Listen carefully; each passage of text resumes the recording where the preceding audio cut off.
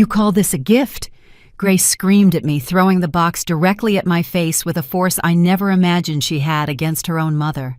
The cardboard hit my left cheek and fell to the floor with a thud that echoed through the living room, while Michael smirked with satisfaction from the couch. The other guests were frozen, shocked by the brutality of what they had just witnessed.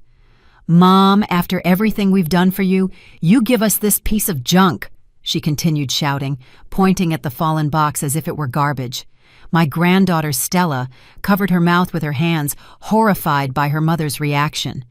What Grace didn't know was that inside that simple box was the key to the $200,000 apartment I had secretly bought for her, working extra shifts for 2 years to save the money. But after that public humiliation, after seeing the contempt in her eyes, I decided she had forever lost the right to know what her real gift was. 3 months earlier, everything seemed normal in my Sunday routine.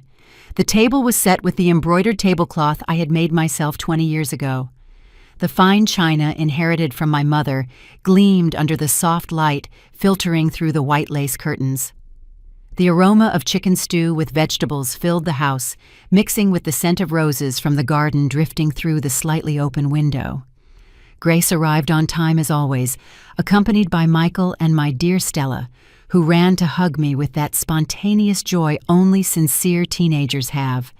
"Grandma, it smells delicious," she whispered in my ear, squeezing me tight. Michael just gave me a cold greeting as usual, but I noticed something different in his eyes that day, something calculating that made me nervous without knowing why. During lunch, Grace kept looking at every corner of my house with new eyes, as if she were seeing it for the first time. She got up from the table several times with trivial excuses. To get more salt to check if she had left the water faucet on, to make sure the windows were securely locked. But I followed her with my eyes and noticed how she would pause in front of the antique furniture, discreetly touching the silver frames of the family photos, opening drawers she was supposedly just closing. "This house is too big for you alone, Mom," she commented as she returned to her chair, filling her wine glass to the brim. "A woman your age needs peace, not so many responsibilities." Michael agreed with exaggerated enthusiasm, adding, "Rose, you should think about moving to a smaller, safer place where you don't have to worry about maintenance or cleaning." The conversation continued along that path for the rest of the afternoon. They talked about senior living communities, comfortable and modern apartments, about the freedom I would have not having to worry about such a large house. But there was something in their voices, an urgency disguised as concern, that put me on alert. Stella remained silent, pushing food around her plate, without taking a bite, shooting me knowing glances when her parents weren't looking. It was as if she also sensed that something wasn't right with this seemingly innocent conversation. The sun filtered through the windows, creating long shadows in the dining room, and I began to feel that those shadows represented more than just the passing of time. When they left that afternoon, I was clearing the dishes with a strange feeling in my chest. The crystal glasses clinked softly as I washed them, the warm water running over my hands, wrinkled from so many years of work and sacrifice. 45 years sewing in the textile factory, getting up at 5 in the morning, even on Saturdays, saving every penny to give Grace everything I never had. I raised her alone after her father left us when she was 8, promising myself she would never lack anything, that she would have the college education I dreamed of but could never afford. I worked double shifts, sold the few pieces of jewelry I owned, and gave up small luxuries to pay for her studies at the private university she so desperately wanted. That night, sitting in my usual rocking chair with a steaming cup of chamomile tea in my hands, I started to remember other details I had overlooked. The insistent questions about my important documents, the suggestions that I give her a copy of the house keys in case something happened, the comments about how convenient it would be for her to have access to my bank account for emergencies. It all started to take shape like a sinister puzzle slowly assembling before my eyes. The lamplight created golden circles on the walls, filled with family photographs, memories of happier times when love was genuine and had no hidden motives. In the weeks following that strange Sunday lunch, Grace's visits became more frequent and strategic. She no longer came for our traditional Sundays, but during the week always with perfectly crafted excuses. I was just passing by after work and wanted to say hello. I was shopping at the nearby market and thought I'd stop by. But I began to notice disturbing patterns in her behavior. She always brought Michael, who would wander around the house while she distracted me with conversations about my health, my medications, my daily routine. The sly man pretended to be interested in the books in my library, but I saw him discreetly photographing the titles, probably assessing their value. His eyes scanned every object like a professional appraiser. One Tuesday afternoon, while I was making coffee in the kitchen, I heard Michael talking on the phone in a low voice from the backyard. The words came in fragments on the wind. "The house is in perfect condition. The antique furniture is worth a fortune. She has no idea of the real value of what she owns." My heart started to beat faster as I pretended not to listen, stirring sugar into my cup with trembling hands. When he returned to the living room, he smiled at me with that fake warmth he had perfected over years of marriage to my daughter. "Rose, you have a beautiful house, a truly beautiful house," he commented. Touching the surface of the piano I had bought with my first full paycheck 40 years ago, Grace appeared from the bathroom with a worried expression, holding one of my blood pressure medication bottles. "Mom, these pills expired 3 months ago," she said, showing me the bottle as evidence of my supposed negligence. "This is dangerous. You could have a crisis, and no one would know for days." Michael nodded gravely, adding, "Living alone at your age is irresponsible, Rose. What if you fell in the shower or had a heart problem during the night?" Their words sounded full of genuine concern, but there was a calculated urgency in their tone that made my skin crawl. It was like listening to actors rehearsing a script that was too well prepared. Stella arrived that afternoon straight from school, carrying her heavy backpack, her uniform wrinkled from the day. She greeted me with her usual hug, but I noticed she was watching her parents with a confused expression. During our snack, as I served tea and homemade cookies, she broke the uncomfortable silence. "Dad, why are you taking pictures of Grandma's things?" The question landed like a bomb in the middle of our trivial conversation about the weather. Michael turned red, immediately stammering excuses about documenting family memories and preserving history. Grace quickly backed him up. "Your father just wants to have pictures of Grandma's house for the future, for when she's no longer with us." But Stella didn't seem convinced, looking at me with those intelligent eyes she had inherited from my side of the family. That night after they left, I decided to carefully check all the places Michael had been snooping around. I opened every drawer, checked every shelf, and examined the important papers I kept in my desk. Everything seemed to be in its place, but I had a persistent feeling that something had been moved, touched, examined. The solid oak desk where I kept my important papers had slightly misaligned drawers, as if someone had opened and closed them in a hurry. The house documents, my will, the deed to the property. It was all there, but in a different order than I remembered. It was subtle, so subtle that anyone else would have missed it. But I knew every inch of my home. Paranoia began to grow inside me like a poisonous weed. Every noise in the night startled me awake. Every phone call made me nervous. Every unexpected visit filled me with anxiety. I started moving my important documents, hiding them in different places every few days. I put the will inside a cookbook. I tucked the house deed into a shoebox in the bedroom closet. I hid my bank certificates under the mattress. I felt like a spy in my own home, protecting secrets I wasn't even sure anyone was trying to steal. One morning, while watering the plants in the front yard, my neighbor Lauren leaned over the fence that separated our properties. "Rose, I saw your son-in-law measuring the front of your house yesterday," she told me in a low voice, looking both ways as if sharing classified information. "He had a tape measure and a notebook. He was taking notes on everything."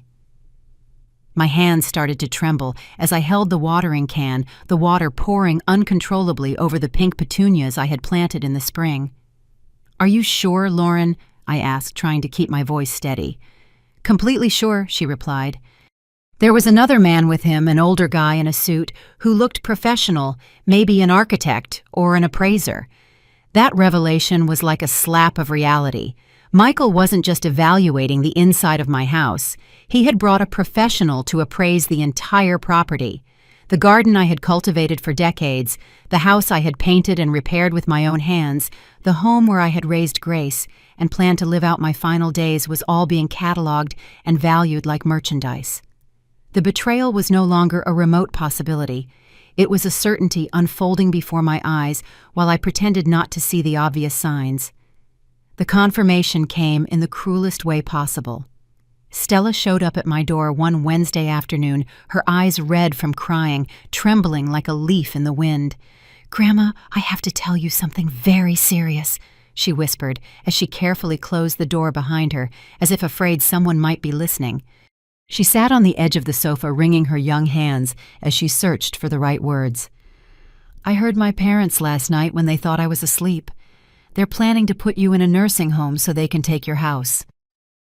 The words came from her lips like sharp knives cutting through the thick air of the living room, where we had shared so many afternoons of stories and homemade cookies. "Dad already spoke to a lawyer," Stella continued, her voice breaking. "He says they can declare you mentally incompetent because you live alone and sometimes forget little things like where you put your keys or if you lock the door." Every word my granddaughter spoke was like a stab to the heart.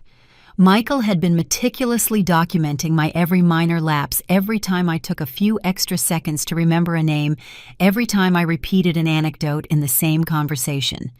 What I considered normal slips for a 67-year-old woman, he had turned into evidence of senile dementia to present to a judge. "And Mom already picked the place where she wants you to live," Stella added, wiping tears with the sleeve of her school sweater.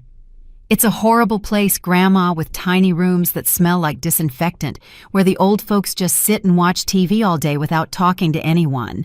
She had visited the place with her parents under the pretense of exploring options for the future.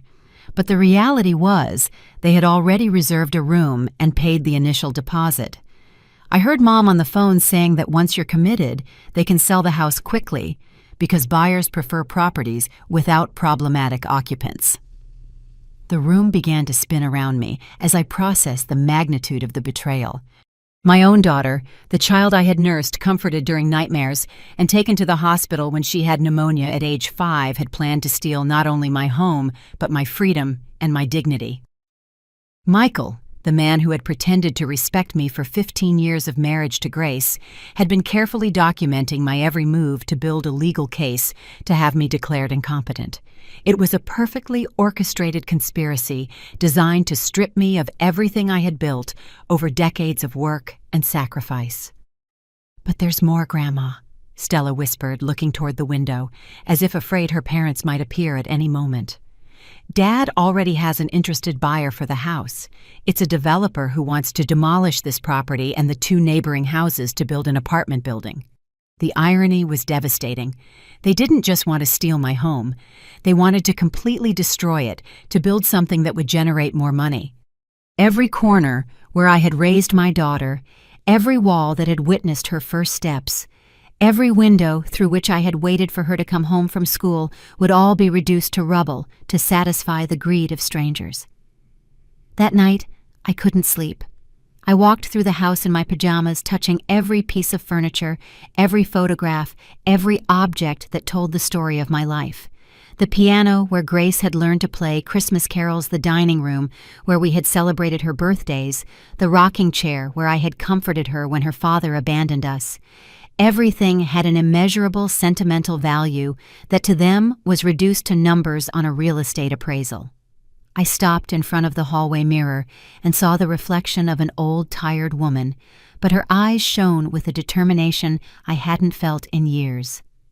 At dawn, I made a decision that would change everything. I got dressed in my best suit, the navy blue one I saved for special occasions. I combed my hair carefully and walked to the bank where I had kept my account for the last 30 years. "Mrs. Rose, how nice to see you," greeted Lauren, the manager, who knew my entire financial history. "I need to make a very important transaction," I said in a firm voice, placing all my documents on her desk. "I want to buy an apartment, and I need everything to be done in complete secrecy." For the next 2 hours, Lauren helped me review the available options in the real estate market. We found a beautiful 2-bedroom apartment in the city center, overlooking the park and close to all the services I could need. The price was exactly $200,000, the exact amount I had saved over the last 5 years by working extra shifts and selling some family jewelry I no longer wore. It's perfect for someone who wants to start a new life, Lauren commented as she prepared the purchase documents. What she didn't know was that I was planning the quietest and most effective revenge of my life. I signed all the papers that same afternoon, feeling a deep satisfaction as my pen glided over each line. The apartment would be registered in Grace's name as a surprise gift I planned to give her for her birthday the following month. I had planned to give her the key inside a simple box, hoping to see her face light up with joy when she discovered that her mother, the woman she thought she could manipulate and deceive, had bought her an entire property.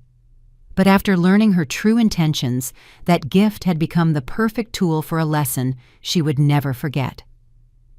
The plan unfolded perfectly over the next few weeks. Every time Grace and Michael came to visit, I pretended to be more confused and vulnerable than I really was. "Oh dear, where did I put my glasses?" I would ask while they were hanging around my neck. Or have we already had lunch today, when we had clearly finished eating 10 minutes ago? Michael took discreet notes on his phone every time I played my part as a clueless old woman, believing he was documenting genuine evidence of mental decline. What he didn't know was that each of those performances was calculated and deliberate, designed to feed his false confidence while I prepared my silent counterattack. Grace intensified her visits, now showing up almost every day with different excuses. "Mom, I came to organize your medications," she'd say, while meticulously going through my medicine cabinet counting pills and checking expiration dates. "You have to be more careful with these things. You could get confused and take an overdose." I would nod submissively, feigning gratitude for her concern, while I watched her discreetly photograph every medicine bottle. It was all part of her file to prove my supposed mental incapacity to the proper authorities. Michael had brought a tiny recorder during one of his visits, hiding it behind the books in the library while I made tea in the kitchen. He thought I hadn't noticed, but I saw it clearly reflected in the glass of the china cabinet. Throughout the afternoon, he asked me seemingly innocent questions designed to make me sound confused and disoriented. "Rose, do you remember what day it is? Can you tell me exactly how old you are? Do you know where you keep your important documents?" I answered with intentional small hesitations, calculated pauses, and slightly inaccurate answers that he recorded with growing satisfaction. But my most brilliant performance came when I pretended not to recognize Stella during one of her visits. "Who is this lovely young lady?" I asked with a genuinely confused expression, looking at my granddaughter as if seeing her for the first time. The pain in Stella's eyes was real, but she immediately understood it was part of my plan when I gave her a discreet wink while her parents weren't looking. "It's Stella, Mom, your granddaughter," Grace said, her voice breaking, but I could see the glint of triumph in her eyes. For her, this episode was the definitive proof that I had lost the mental capacity to live independently. That same night, I heard Grace talking on the phone with someone from the backyard. "Yes, Dr. Martinez, I think we have enough evidence now," she said in a low voice, believing I was asleep in my room. She confuses names, doesn't recognize close relatives, forgets if she's eaten or taken her medication. We have recordings of conversations that clearly show her cognitive decline. Dr. Martinez, I discovered, was a psychiatrist they had hired to evaluate my mental state without my knowledge. They had planned a casual visit for the following week, where he would ask me seemingly informal questions to determine if I was competent to handle my own affairs. Meanwhile, I had been very busy preparing my own strategy. I discreetly contacted a different lawyer, George, an older man with an impeccable reputation, who had handled my family's legal affairs for decades. "Mrs. Rose, what you're telling me is very serious," he said after listening to the whole story. "But we have legal options to protect you. Over the next few hours, we carefully reviewed all my documents, updated my will, and established protective measures that would prevent any attempt to declare me incompetent without a full and transparent judicial process." George also helped me discreetly install security cameras in the main areas of my house. They were small, almost invisible devices that recorded both video and audio of everything that happened in the living room, dining room, and kitchen. "If they are truly planning what you suspect, we need evidence of their real intentions," he explained as he adjusted the last device behind the mantel clock. These recordings will be crucial to prove that you are perfectly sane and that they are the ones acting fraudulently. The perfect trap was complete when I managed to get Michael to confess his plans without realizing it. During a family dinner, I faked a particularly dramatic episode of confusion, repeatedly asking where I was and why there were so many strangers in my house. Michael, believing I was completely disoriented, whispered to Grace, "This is it. Tomorrow we'll call Dr. Martinez for the official evaluation. With this episode recorded, no judge will doubt that she needs immediate institutional care."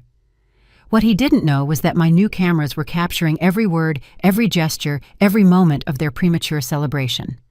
But the most shocking revelation came when I overheard a phone conversation between Grace and the real estate developer.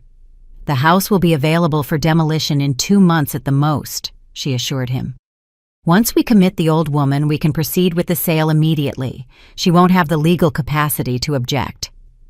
The agreed price was $800,000 a sum they would split between Grace Michael and the costs of the nursing home where they planned to lock me away.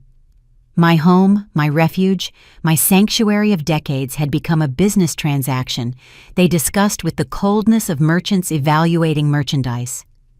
That night, while they silently celebrated what they believed was their imminent victory, I sat in my favorite rocking chair with a cup of chamomile tea and smiled for the first time in weeks. I held in my hands all the necessary recordings, all the updated legal documents, and of course the key to the $200,000 apartment I had bought for Grace. The gift that would have been the culmination of my motherly love had become the perfect instrument for a lesson they would never forget. Grace's birthday arrived like a silent storm I had been waiting for weeks. I had meticulously planned every detail of that afternoon, knowing it would be the perfect moment to execute my plan. I invited the entire extended family, my sisters Stella and Lauren, my cousins, the closest neighbors, even some of Grace's co-workers she had mentioned in past conversations. I wanted witnesses, many witnesses, for what was about to happen. "It's a special celebration," I told everyone. "I want to give my daughter a gift she will never forget." And I wasn't lying at all. The dining room table had never looked so elegant. I used the lace tablecloth I had embroidered for my own wedding, the porcelain dinnerware I had inherited from my mother, the crystal glasses I saved for the most important occasions.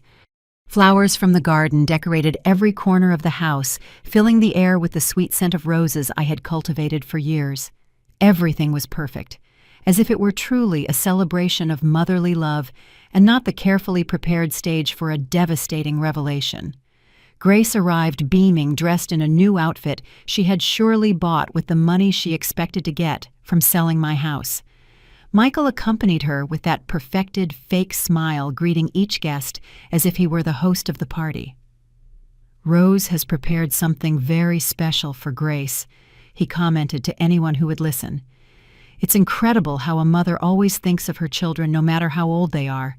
His words were loaded with an irony that only I could fully appreciate. Stella arrived straight from school, still in her uniform, and hugged me with the silent complicity we had developed over the last few weeks. She knew something important was about to happen, though she didn't know all the details of my plan. During dinner, I maintained the facade of a proud and loving mother. I told anecdotes from Grace's childhood. I recalled her academic achievements. I mentioned how happy I was to see her become a successful and fulfilled woman. The guests smiled and nodded, commenting on how beautiful our mother-daughter relationship was. How lucky Grace was to have such a dedicated mother. Michael discreetly recorded with his phone, surely documenting what he considered additional evidence of my mental decline for remembering past events with too much detail and emotion. When it was time for gifts, the air filled with expectation. The other guests had brought beautiful presents, jewelry, perfumes, books, flowers. But everyone was eagerly waiting to see what I, the mother, who had supposedly lost the ability to make important decisions, had prepared. "My gift is special," I announced as I walked to the side table where I had placed the small brown cardboard box simply wrapped with a golden ribbon. "It's something I've been planning for a long time. Something that represents all my love for you, my daughter." Grace took the box with a smile that didn't reach her eyes.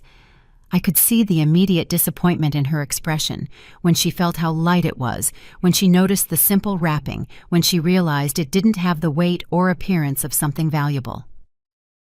"Thanks, Mom," she muttered without enthusiasm, holding the box as if it were a social obligation rather than a desired gift. Michael moved closer to watch. With that calculating curiosity he had developed towards everything I did. The other guests leaned forward, waiting to see what was inside the mysterious little box that had generated so much anticipation. "Open it, dear," I said in a soft voice. "I think you'll be very surprised by what you find inside." Grace undid the golden ribbon with slow movements, clearly trying to hide her disappointment from the audience. She opened the cardboard lid and looked inside with a confused expression. All she saw was a small golden key resting on a bed of white cotton. A key, Grace thought insignificant. "Mom, what is this supposed to open?" Her tone began to show poorly concealed irritation. "It's the key to your new apartment," I replied calmly, enjoying the moment of confusion that spread across all the faces present. "I bought a beautiful $200,000 apartment in the city center, fully furnished with a view of the park. It's yours, my daughter." The silence that followed was so profound, you could hear the ticking of the wall clock. Grace stared at the key, not understanding. Michael had turned visibly pale, and the other guests began to murmur among themselves about the extraordinary generosity of the gift. But then, instead of the joy and gratitude any normal person would have shown, I saw something different cross Grace's face. It was annoyance, almost anger, as if my gift were an inconvenience rather than a blessing. "Mom," she said in a tense voice, "I didn't ask for an apartment. I don't need an apartment. Why did you spend so much money without consulting me?" Her reaction was exactly what I had both feared and expected. To her, my generosity wasn't love, but an obstacle to her plans to take over my house. "Besides," she continued with growing irritation, "how do we know this is real? Do you have the documents? Is everything legal?" Michael nodded, supporting her doubts, suggesting that perhaps I had been the victim of a real estate scam due to my deteriorated mental state. The situation was unfolding exactly as I had predicted. Instead of being grateful for an extraordinary gift, they were questioning my mental capacity to have made it, setting the stage for their arguments of legal incompetence. The tension in the room became palpable as Grace continued to question the authenticity of my gift. "This makes no sense, Mom," she said, holding the key as if it were evidence of a crime. "A person your age can't make such important financial decisions without supervision." Michael nodded vigorously, adding, "Rose, you were probably scammed. The elderly are easy targets for real estate fraud." His words were filled with a condescension that turned my stomach, but I maintained my composure, waiting for the perfect moment to reveal the whole truth. The guests began to exchange uncomfortable glances. My sisters Stella and Lauren looked confused by the reaction to such a generous gift. "Honey," my sister Stella intervened in a gentle voice, "your mother just gave you a $200,000 apartment. Don't you think you could at least thank her before doubting her ability?" But Grace had become emboldened, feeling she had Michael's support and the perfect justification to publicly question my mental state. "Auntie, you don't understand," Grace replied in an exasperated tone. "Mom has been very confused lately. She forgets important things, gets disoriented. Sometimes she doesn't recognize people. She's not in a condition to handle such large sums of money." Michael discreetly took out his phone, surely to record the conversation as additional evidence of my supposed incompetence. "We've been worried about her financial security for months," he added with false concern. "These kinds of impulsive decisions confirm our fears." It was then that I decided the time had come to act. I rose slowly from my chair, walked to the cabinet where I kept my important documents, and returned with a thick folder full of official papers. "Here is all the documentation, dear," I said, placing the documents on the table with a satisfying sound. "The deed to the apartment, certificates of ownership, payment receipts, all completely legal and verified by my lawyer." The look of confidence on Michael's face began to fade as he skimmed the official documents. "As you can see," I continued in a firm voice, My mental state is perfectly fine. I went to the bank myself, reviewed multiple real estate options, negotiated the price, and signed all the contracts after carefully reading every clause. The papers confirmed every word I said, with recent dates, clear signatures, and completely legal transactions made while I was in my right mind. The apartment is registered in your name, Grace. It's completely yours with no strings attached. But instead of joy, I saw growing panic in her eyes. The real problem, I realized watching their reactions, was that an apartment in Grace's name greatly complicated their plans to declare me incompetent and take my house. If I had been competent enough to buy a $200,000 property just 3 weeks ago, how could they argue to a judge that I was mentally incapable of managing my own affairs? My gift had accidentally destroyed the narrative they had so carefully constructed for months. "But Mom," Grace insisted, her voice getting sharper, "I don't want this apartment. I don't need it. Why didn't you ask me before buying it?" Her reaction was so irrational that even the most sympathetic guests began to exchange looks of disapproval. "You could sell it and get your money back," my cousin Lauren suggested with simple logic, "or rent the property and generate monthly income. It's an excellent investment." But Grace shook her head vigorously, as if the idea of owning real estate were a curse instead of a blessing.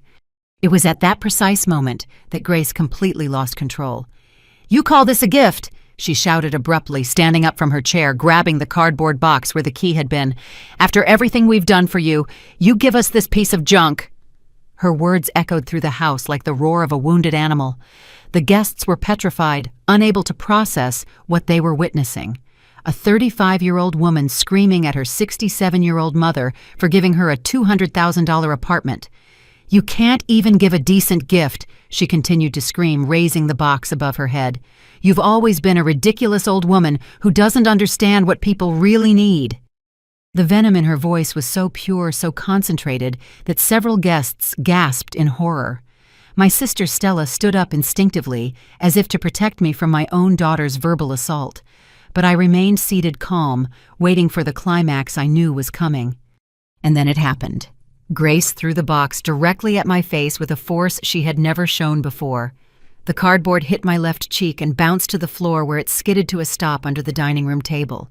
The silence that followed was absolute, as if time itself had stopped to process the magnitude of what had just occurred. A daughter had physically assaulted her elderly mother in front of 20 witnesses for the crime of being gifted a property valued at $200,000. I gently touched my cheek, where the box had hit, feeling the sting of the reddened skin, but I felt no physical pain. I felt a crystal clarity, a complete release from any guilt or doubt I might have had about my next decisions. Grace had shown her true nature in front of everyone. She had revealed exactly who she really was when she didn't get what she wanted. I would no longer have to explain to anyone why I was about to make the decisions I was going to make. The silence that followed the impact was so profound, it seemed to have sucked all the oxygen out of the room. The guests remained motionless, like wax figures watching a scene their minds refused to fully process. My sister Stella was the first to react, jumping up from her chair, her face transformed with outrage. "Grace, what did you just do?" she asked in a trembling voice, pointing to where I sat, my hand on my reddened cheek. "Did you hit your own mother for giving you a $200,000 gift?" Grace stood in the middle of the room, breathing heavily, as if she had just woken from a nightmare and realized what she had done. Her eyes scanned the horrified faces of everyone present, searching for a sign of understanding or support she was clearly not going to find. Michael tried to take her arm to calm her down, but she pulled away sharply, as if the physical contact was an additional betrayal. "She doesn't understand," she muttered, her voice breaking. "None of you understand how hard it's been to deal with her mental problems." "Mental problems!" My cousin Lauren intervened with absolute disbelief. "Rose just bought you an entire apartment with all the legal documents in order, and you scream at her and hit her because you don't like the gift." Her voice rose with each word, reflecting the collective outrage that had taken hold of all the witnesses. "I think the only person with mental problems here is you, Grace. Murmurs of approval rippled through the room, confirming that the public consensus was completely against her. Stella, my granddaughter, had slowly risen from her chair and was walking toward me, tears streaming down her young cheeks. "Grandma, are you okay?" she whispered, as she knelt beside my rocking chair, taking my free hand with infinite gentleness. Her protective gesture toward me contrasted dramatically with her own mother's aggression, creating an image that would be forever etched in the memory of everyone present. "I'm so sorry for what she did, Mom," she continued, her voice choked with emotion. "You didn't deserve this." It was then that I decided the time had come to reveal the whole truth. I stood up slowly, my dignity intact despite the attack I had suffered, and walked to the center of the room where everyone could see and hear me clearly. "I want you all to know something very important," I began in a firm, clear voice. "For the past few months, Grace and Michael have been planning to have me declared mentally incompetent to take my house and commit me to a nursing home against my will." The words fell like bombs into the expectant silence. "That's a lie," Michael shouted immediately, but his denial sounded desperate and unconvincing. "Rose is confused. She's making things up." Grace nodded vigorously, trying to regain control of the narrative that was slipping through their fingers. "Mom, you know we only care about your well-being," she said, her voice trembling. "We would never do something like that." But her protests sounded hollow after the display of violence everyone had witnessed just minutes before. "I have proof." I continued, walking toward the cabinet where I kept my most important documents. I pulled out a different folder. It was filled with printed photographs, conversation transcripts, and documents I had gathered over weeks of silent investigation. "Here are the photos Michael took of my furniture and documents without my permission," I said, showing the images to the guests. "Here is the transcript of the conversation where they discussed the selling price of my house with a real estate developer." Each document I presented was like another nail in the coffin of their credibility.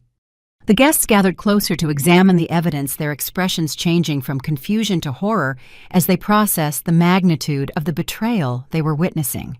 "This is unbelievable," my sister Stella murmured as she looked at the photographs.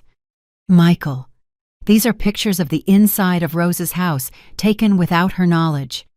The images clearly showed valuable items, important documents, and private spaces photographed for the obvious purpose of cataloging property for a future sale. And here, I continued, taking out a small recording device my lawyer George had given me. I have the conversations where they plan my forced commitment and the demolition of my house to build an apartment building. I pressed the play button, and Grace's voice filled the room. "The house will be available for demolition in 2 months at the most. Once we commit the old woman, we can proceed with the sale immediately."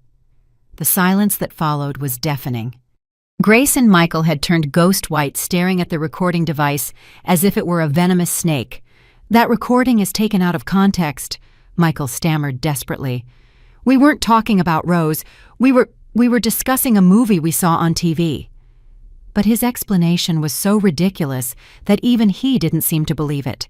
The evidence was overwhelming, irrefutable, and devastating to any attempt to maintain their innocence.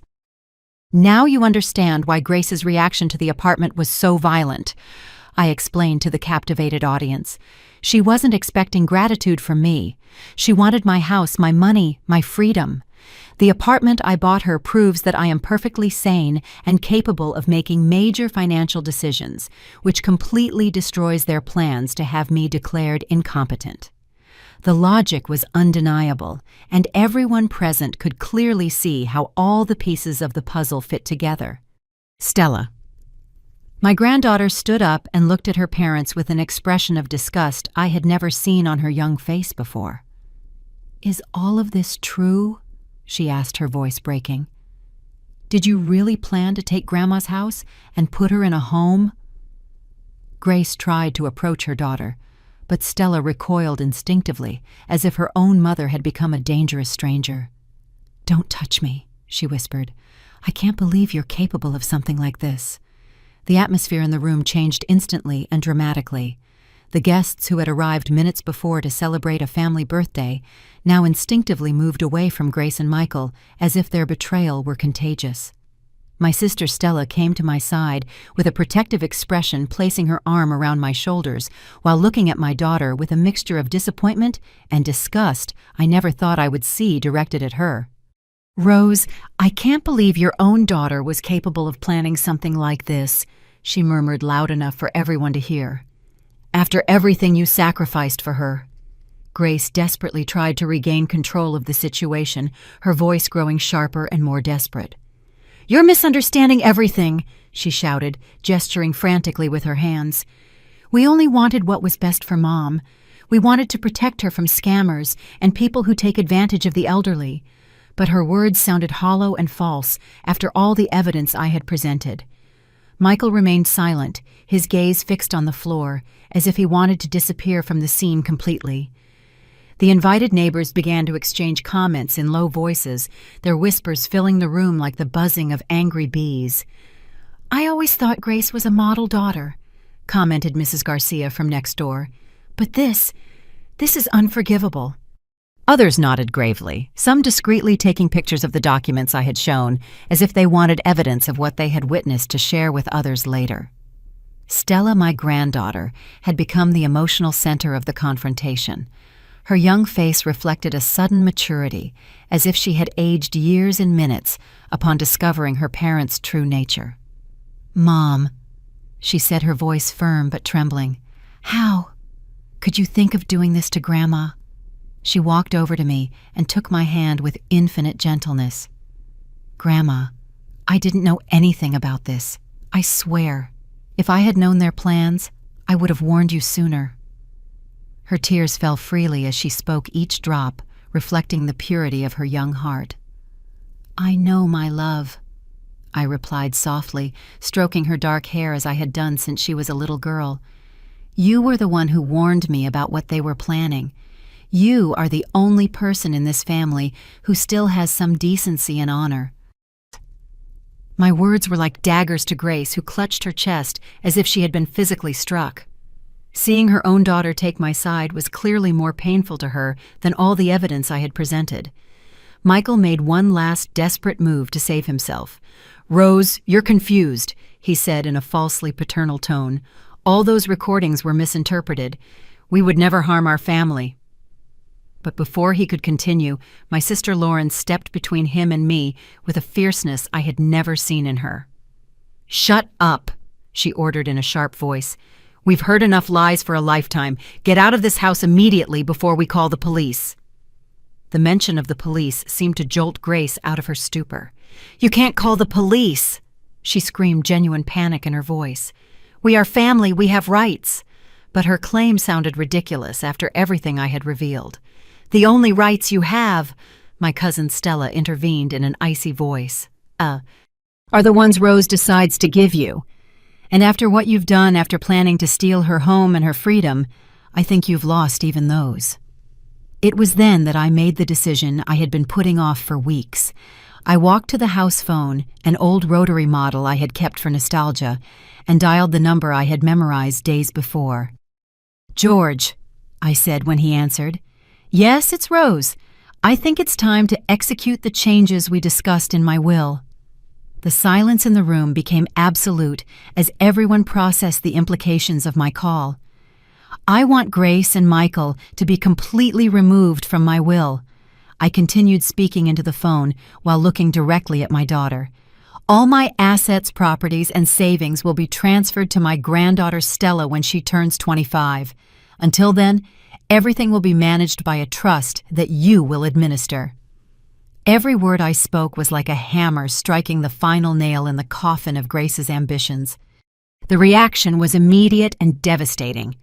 Grace collapsed onto the sofa as if she had been physically struck, burying her face in her hands and sobbing uncontrollably. "You can't do this," she repeated between sobs. "I'm your daughter. I'm your only daughter." But her pleas came too late. She had had decades to prove she deserved my trust and my inheritance, and instead she had chosen betrayal and greed. Michael tried to approach the phone as if to interrupt my conversation with the lawyer, but my sister Stella and several guests formed a protective barrier around me. "Don't you dare touch her," one of my cousins warned him in a menacing voice. "You've done enough damage for one day." The collective protection I was receiving from family and neighbors was overwhelming, proving that my version of events had been completely believed and accepted by everyone present. In addition, I added into the phone, making sure everyone could hear, "I want immediate legal measures put in place to prevent any future attempts to have me declared incompetent without the consent of at least 3 independent psychiatrists and a full judicial process." It was my final insurance against any revenge they might try after losing access to my inheritance. When I hung up the phone, I turned to Grace with a calmness that surprised even me.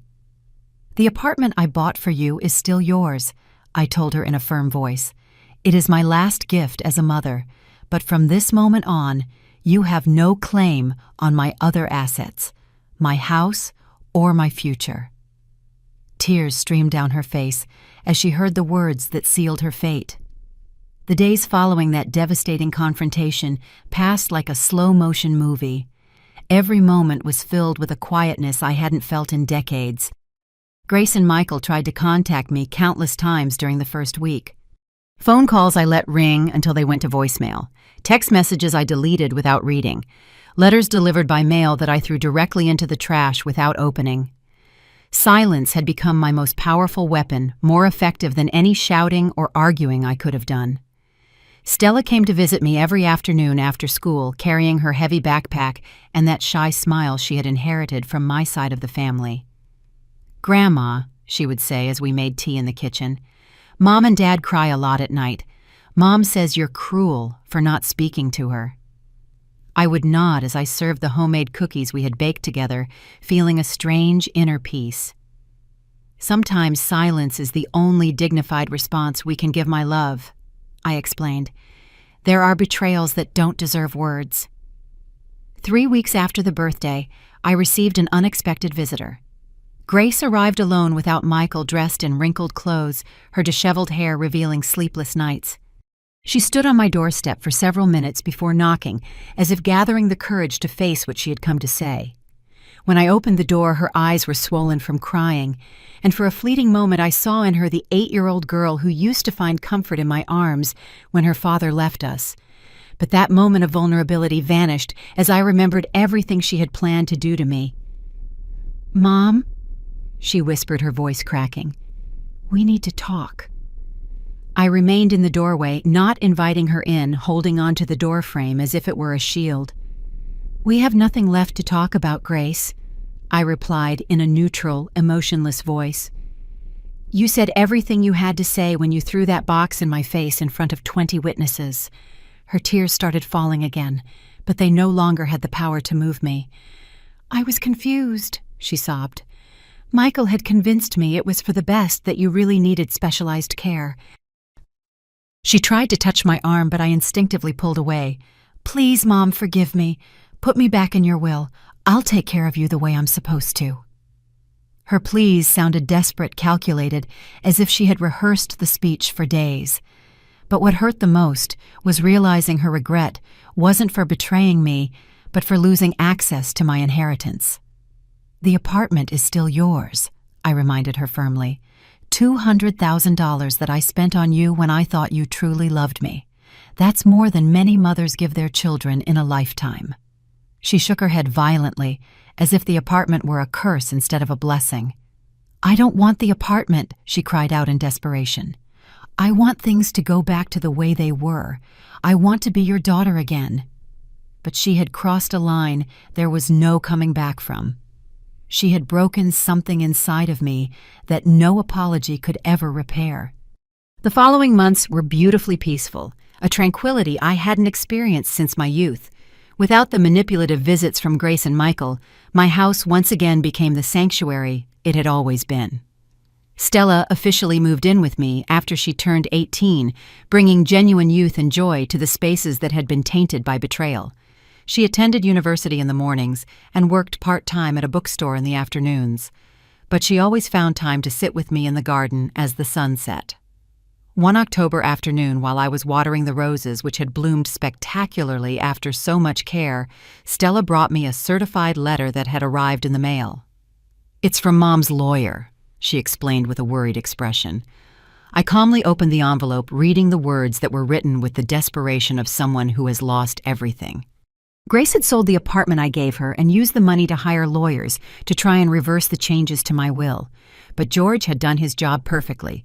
My decisions were legally irreversible. "What does the letter say, Grandma?" Stella asked, sitting in the rocking chair next to mine. "It says, 'Your mother has finally understood that actions have consequences,'" I replied carefully, folding the paper. "She spent the $200,000 from her apartment on lawyers who couldn't help her, and now she has neither the inheritance nor the gift I gave her with so much love. It was a poetic justice I hadn't even planned." Winter arrived soft and silent, covering my garden with a white blanket that made everything seem new and pure. Stella and I developed lovely routines: chamomile tea in the afternoons, reading together by the fireplace, deep conversations about life and true love.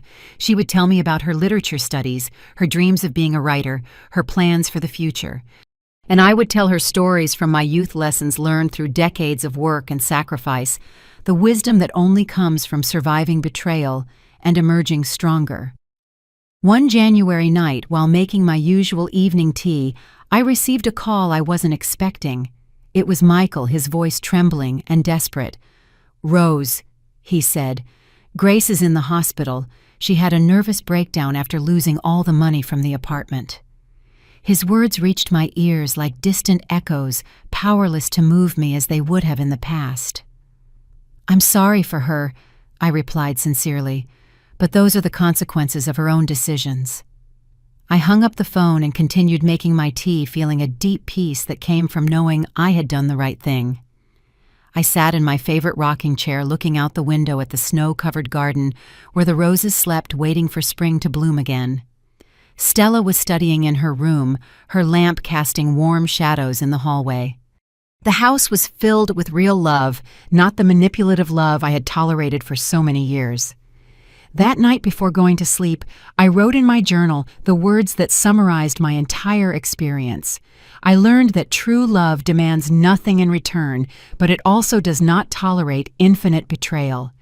Grace received all my love for 35 years and chose to turn it into greed. Stella receives that same love now and honors it with genuine gratitude. The circle is closed, and my heart is finally at rest. The years that followed were the happiest of my adult life. Stella graduated with honors, married a young professor who loved her deeply, and gave me 3 great-grandchildren who filled my house with laughter once again. Grace tried to reconnect several times, but I had learned that some doors once closed must stay that way to protect the peace that was so hard won. I lived to be 85, surrounded by true love, knowing I had made the right decisions when it mattered most. And when I closed my eyes for the last time, it was with the smile of someone who lived with dignity until the very end.